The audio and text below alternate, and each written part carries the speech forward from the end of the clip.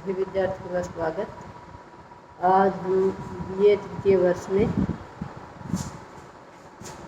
तरक संग्रह के अंदर द्रव्य की कलन संख्या 3 तेज जिसे अग्नि कहा जाता है के लक्षण एवं भेदों के संबंध में पढ़ेंगे।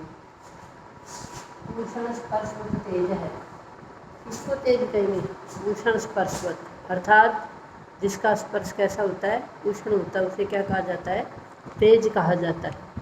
तत्द्विविधम, और ये तेज भी कितने प्रकार का होता है? 2 प्रकार का होता है, क्योंकि हम पीछे भी पढ़ रहे हैं कि सभी के ये जो प्रथम 4 द्रव्य हैं उनके 2-2 प्रकार बताए जा रहे हैं। तो तत्द्विविधम, तत् क्यों आया? क्योंकि ये शब्द नपुंसकलिंग का है। तत्द्विविधम ये 2 प्रकार का है, नित्यम अनित्यम से। कैसा है? नित्य भी है और अनित्य, नित्य भी है और अनित्य भी है। फिर कहा कि नित्यम परमाणु रूपम, नित्य किस रूप में है? परमाणुओं के रूप में, अर्थात परमाणुओं का कभी अभाव नहीं होता, परमाणु कभी नष्ट नहीं होते। अनित्यम कार्य रूपम, और जो अनित्य है वो किस रूप में है? कार्य के रूप में है। आगे फिर अनित्य के भी भेद दिए। प्रथम इसके 2 भेद दिए, नित्य और अनित्य, और अनित्य के भी कितने भेद दिए? पुनस्त्रिविधम, अनित्य भी कितने प्रकार का होता है? 3 प्रकार का होता है। 3 इसके प्रकार है, शरीर इंद्रिय विषय भेदात, शरीर के भेद से, इंद्रिय के भेद से और विषय के भेद से। फिर कहा कि शरीरम अस्मदादिदम, शरीर किसका?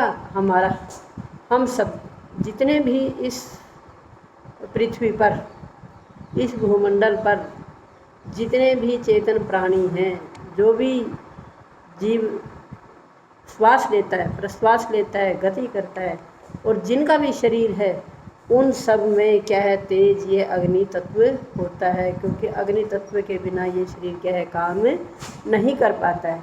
फिर कहा कि इंद्रिय ग्राहकम, इंद्रिय रूप ग्राहकम चक्षु, इस ये जो अग्नि इंद्रिय है, रूप को ग्रहण करने वाली इंद्रिय कौन सी बताई यहाँ पर? चक्षु, अर्थात नेत्र। और ये नेत्र भी क्या करता है? इस कृष्ण तारा अग्रवर्ती कहाँ पर विद्यमान रहता है? हमारे नेत्र के अंदर जो काली पुतली है, उस काली पुतली के अंदर जो छोटा सा वो दिखता है, कृष्ण तारा दिखता है, उसी के अंदर क्या है? ये रूप को ग्रहण करने की शक्ति विद्यमान रहती है। फिर कहा कि विशेष चतुर्विध है, क्योंकि अब तक पहले वाले 3 द्रव्यों में विषय केवल एक ही प्रकार का आ रहा था। यहाँ पर बताया कि विषय भी कितने प्रकार का होता है? 3 प्रकार का होता है। भौम, दिव्य, औदार्य, आक्रज भेदात।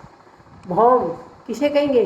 भौम, भूमि, वन्यादिकम, अर्थात इस भूमि पर प्राप्त होने वाली जो भौतिक अग्नि है, उसको भी तेज कहा जाता है, क्योंकि इस अग्नि के बिना न तो इस प्राकृतिक जगत में कोई क्रिया हो सकती, न हमारे शरीर की क्रिया हो सकती। अर्थात तेज की आवश्यकता इस पंच भौतिक शरीर में, कि किसी भी प्राणी का पंच भौतिक शरीर हो, तेज की महत्वपूर्ण भूमिका है। बिना तेज के क्या ये शरीर गति नहीं करता है। फिर कहा कि 4 प्रकार बताए इसके। होम दिव्य, दिव्य है। अपि ईंधनम दिव्यम विद्युत आदि, अर्थात जो बिजली आदि है, जो सूर्य आदि है, इससे जो प्राप्त होने वाली जो तेज, जो अग्नि है, उसको क्या कहा गया है? दिव्य, और दिव्य नाम दिया गया इसको। फिर चौथा कहा कि भुक्तस्य परिणाम हेतु औदार्यम, भुक्त कहते हैं खाने को, जो भी हम कुछ खाते हैं उसका जो हेतु, उसका जो कारण है, उसको जो पचाने वाली जो शक्ति है, उसको जो पचाने वाली जो क्रिया करती है, उसको हम क्या कहते हैं? जठरा अग्नि। अर्थात हमारे शरीर के अंदर भी अग्नि है। अगर शरीर के अंदर से अग्नि शांत हो जाए तो शरीर क्या हो जाता है? शांत हो जाता है।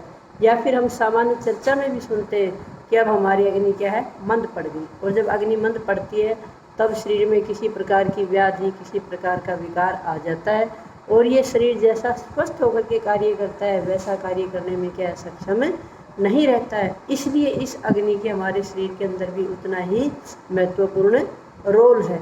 चौथा कहा इसको औदार्य, अर्थात उदर की अग्नि कहा जाता है। जठराग्नि भी कहा जाता है, और इसको क्या कहा जाता है?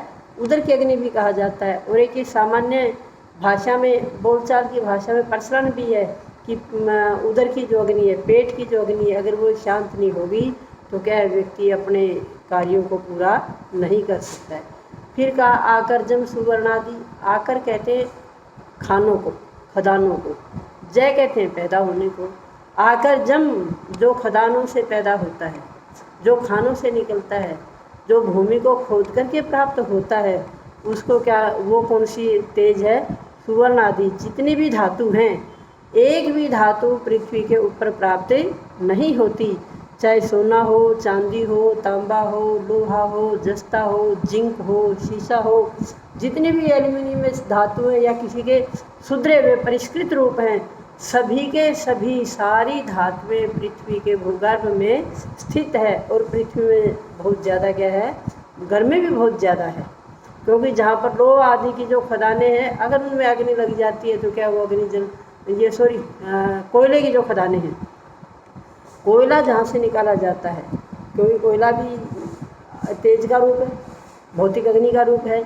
तो वहाँ पर अगर अग्नि लग जाए, आग लग जाए, तो वो बहुत भयंकर विस्फोट का रूप धारण कर लेती है। तो इस प्रकार से हम क्या समझें कि जो तेज तीसरा जो द्रव्य है, तेज अग्नि को कहा जाता है। पंचभूतों में जल, अग्नि, पृथ्वी, अर्थात अग्नि का वहाँ पर भी तीसरा ही नंबर है।